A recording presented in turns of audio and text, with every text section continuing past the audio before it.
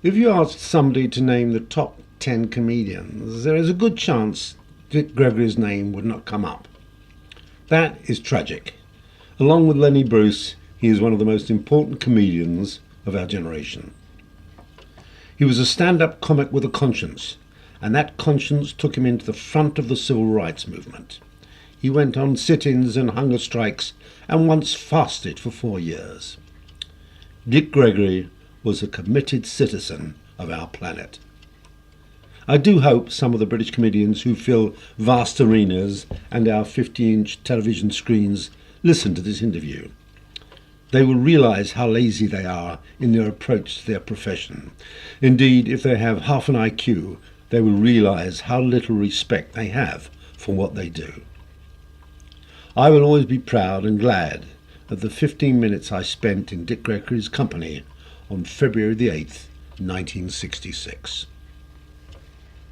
Mr. Gregory, when did you first know you had comic possibilities?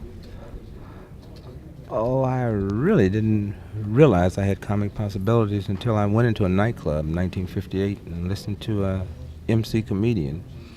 And then I felt that I could do the same thing. So 2 weeks later, I was hired in a nightclub, and that's when I realized I didn't have comic possibilities. That just through hard work and sincere effort and sacrifice, I think comedy is the hardest occupation in the world because there's no school for it, which also makes it the easiest occupation in the world because there's no school for it, there's no qualifications for it. So on-the-job training, if you happen to be in an area where you can have a workshop where people will come in, and this means that you start in the neighborhoods where the economic scale is down low, where the guy just has 35 cents for a bottle of beer, and he is willing to listen to you, then you develop there. I think this works with all entertainers. The frightening thing about it and the sad thing, and one of the reasons that I'm committed to the underdog, is that it is the underdog that you developed with in entertainment, and he pushes you all the way downtown to the top nightclubs, and he can't come and hear you because he's pushed you out of his price range. And I've been very conscious of that. And this is why the guy on the low economic scale means so much to me, because had he not put up with me when I wasn't funny, the top nightclubs wouldn't pay $5,000 now. And you mean to say, previously to this entry, this going into the nightclub in 1958, you had never any idea? I mean, you weren't a funny man, a humor man at all? Oh, I was basically funny, but no more funny than you are, or anyone else is. I think all people, I think some of the most profound humor you find is not from the specialized comedian, but from John Doe in the street that creates, that comes up with something. The same joke that goes in the office wouldn't go on the stage, because you have to learn how to use your hands, you have to learn how to breathe, you have to learn how to control the audience, you have to learn how to walk, you have to learn how to look, you have to learn how to do a whole lot of other things. And all this was new. Comic basically had nothing to do with it. LBJ could come here to speak and keep the audience laughing for 15 minutes with bad jokes, because there's something about power that you don't expect to find humor in. And when powerful people begin to tell jokes, it becomes funny. You had this as a kid. A bad joke that your father, your mother told was very funny. A good joke that you told at 5 might have not been funny if your father had a hangover or if your mother was mad at him. So did you have any idols in the field of humor? Oh, yes. Bob Hope, Nipsey Russell, Red Fox. But the two idols that I had then and still have now, who I think is probably the two greatest social satirists that America's ever produced, and one has proven himself to be one of the greatest social satirists in the world, and one is Mark Twain, and the other is Lenny Bruce. I don't think there's a more brilliant mind alive today than Lenny Bruce. It's just pitiful that he was so far ahead of himself. The difference between Lenny Bruce and Mark Twain is Mark Twain was aware of the social ills enough to know that there were certain things that he would write and say, don't release these for 200 years, don't release these for 300 years. Mm-hmm. But I think Lenny Bruce and Mark Twain are the two idols that I had then and I still have now. Mm-hmm. Do you write your humor, your new material? Do you write it down? Do you think about it? No, I have two ways of getting my material. One, I have two writers, and I have 15 researchers.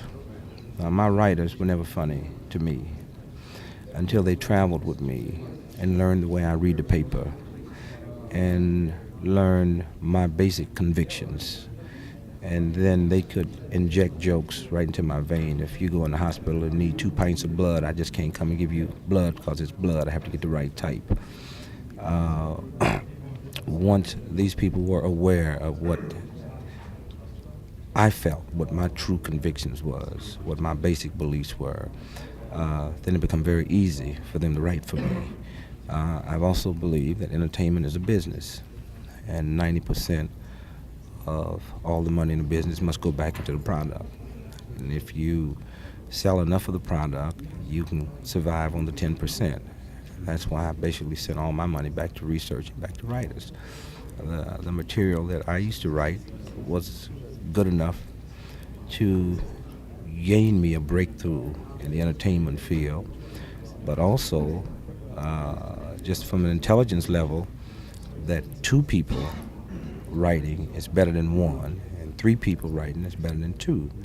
And so this is, I go out and demonstrate, I go out and do research, I have a book I have to write sometime. Well, I have people that's paid that's reading the paper the same way that I read it, that would write a joke as close to what I want. And once I get it, if it wasn't quite there, then it can be twisted. Do you try it out in any particular way, or do you take a new piece of material and try it out on the next audience, do on your roster? No, I basically know what's funny. This is very important, is knowing what's funny. My writers, I could hire you at $50,000 a year. Once you had the basic qualities I wanted, you could write for me for a period of 3 to 5 weeks with nothing being funny, and I would not use it because I'm paying for it. I know that in your workshop a certain amount have to be waste, and I have my writers knowing that they aren't under pressure to come up with me. They are under pressure to develop themselves, and once they do this, then there is no problem at all. Mm-hmm. What has been your most memorable experience since you've become a comedian, Dick? Oh, I guess the most memorable experience since I've become a comedian actually had nothing to do with being a comedian theoretically, and then again it did. Is at the end of every year, Gallup poll runs a poll of the top 10 people, and the way they asked on the poll is, what person alive today on the face of the earth have you heard of or read of, do you admire the most? And when you think of all the billions of people on the face of the earth today, I didn't make the top 10, but I did make honorable mention this year, and I think that's been the most thrilling experience I've ever had. I'll be inclined to agree with you. You're now known as much for your civil rights work as for your stage work. What do you put first? Well, I'm an individualist first, an American second, and a Negro third. I'm a Negro before I'm an entertainer. I have a lot of people ask me, have civil rights affected my entertainment career? And to me, it's just the opposite. I hope and pray that I'll never end up where entertainment interferes with my civil rights career. Human dignity to me means more than making a man laugh, because if a man has basic human dignity, humor comes very easy. How much is your success depended on the atmosphere created by the new civil rights movement over the last 5 or 6 years? Oh, that's very hard to say. If the civil rights movement had been going like it was, being a social satirist, we pick up what's in the paper. I did 15 minutes on the U-2 plane being shot down. I can do 10 minutes on America losing the bomb, which have nothing to do with civil rights. I think the civil rights movements, if anything, have kept me off television, kept me out of places that ordinarily I would have been able to go. It haven't affected my career because it's opened up other channels to go. But I think one had balanced out the other. The entertainment have financed plane fares to go into various places, finance money for court battles. So I think one complements the other. Who do you think has done most for the civil rights movement? Well, Present company accepted. Well, I think Martin Luther King, because when Martin Luther King said be nonviolent, this never would have picked up, because the Negro basically is nonviolent. We've never lynched a white man. We never marched on white folks before in a violent manner. But when Malcolm X said white folks aren't no good and they need to be dead, then it made Negroes embrace the nonviolent theory, because it was the first time they realized that they could be violent. So I think you would say Martin Luther King first and Malcolm X second.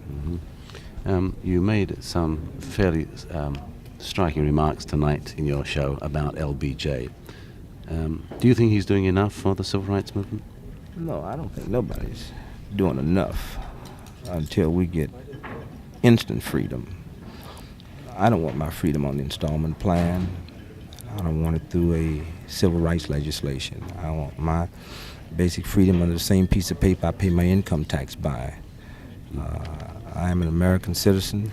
If I'm drafted in the Army tomorrow to go to Vietnam, it's pretty frightening to realize that a Negro might have to go to Vietnam in the morning to guarantee a foreigner instant freedom while his black loved ones have to get theirs on the installment plan. If I could think this way, I hope I get lynched in the morning. So I don't think you can set up who have done the most. I think when it comes to who's doing the most, it's the Negro and white who's out demonstrating, because the legislation we have did not come out the goodness of nobody's heart. We got out in the street and shattered the business and disrupted the peace. From that came civil rights legislation. What do you think really started the ball rolling? Oh, I think it was various things that started the ball rolling. I think over the last 50 years, man's want to be judged and looked upon as a man. I think if you had to say any one basic thing that started the ball rolling, I would say it would have been the New Deal that Roosevelt set up, because when you feed man, this is why the Negro have made tremendous strides today, which he couldn't have made 20 and 30 years ago, because basically 20 and 30 years ago the Negro had an empty stomach. Today the Negro has a full stomach and a hungry mind, not an empty mind, but a hungry mind. An empty stomach deals on smell, and a hungry mind deals on sound, and all at once things don't sound right to us anymore. So I would say it was the economics of the Negro which have done the most. A question here. Re-Indians and his stand on Indian rights. Would he return to Canada too if he felt Indians or Negroes here needed his leadership, him being Dick Gregory? Oh yes, I would go anywhere around the world. I think one of the myths of the Canadian is the way the Indian is treated. I think the Canadians looked upon the world over as a basic fighter for human dignity, whether you want to be or not. The history of the Underground Railroad proves this, and if you had to write down 3 countries, Russia, America, and Canada, and take them all over the world and say out of each 3 of these, which one would you sincerely say would stick out more with human basic freedoms and dignity? And Canada would win it. And in Canada, we tend to say that Canada has a small problem, but I say, how do you say a woman's a little bit pregnant? And I think with the Jewish problem that you have in many parts of Canada, the French-Canadian problem, and the Indian problem, that with all of the resources Canada has, if she worked to solve these problems legitimately, she could come out being the basic #1 country in the world, because there's 2 ways to be #1. One is through fear with a gun, and the other is through basic dignity. Gandhi, just from being a nice guy, made India one of the most foremost countries in the world. And I think Canada could come out and be a world power and respected all over the world, barring no countries, if she solved these few problems, which is minor right now, and which could turn into major problems.